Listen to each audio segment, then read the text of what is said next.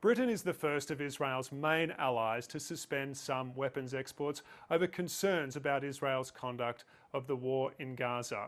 It's only suspending 30 of 350 licences, and overall Britain only exports around 1% of Israel's total arms supplies. So the decision will have very little practical impact.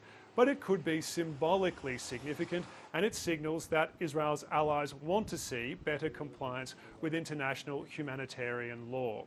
Israel's Prime Minister Benjamin Netanyahu called the decision shameful. He said it would have no impact on Israel's military campaign. But both he and British Jewish groups said the UK government's decision could embolden Israel's enemies.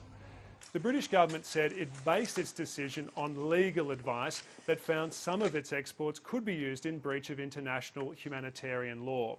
Notably, it singled out Israel's supply of aid to Palestinians and found that overall aid supply had been insufficient.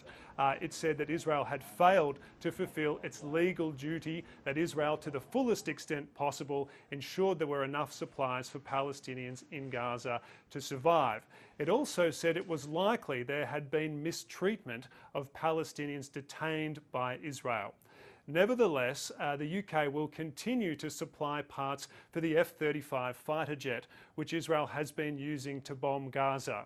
The UK government said that's because the parts are part of a global supply chain that's ultimately controlled by the United States. However, some human rights groups in the United Kingdom have said that's not good enough, and one plans to challenge Britain's continuing arms exports to Israel in court.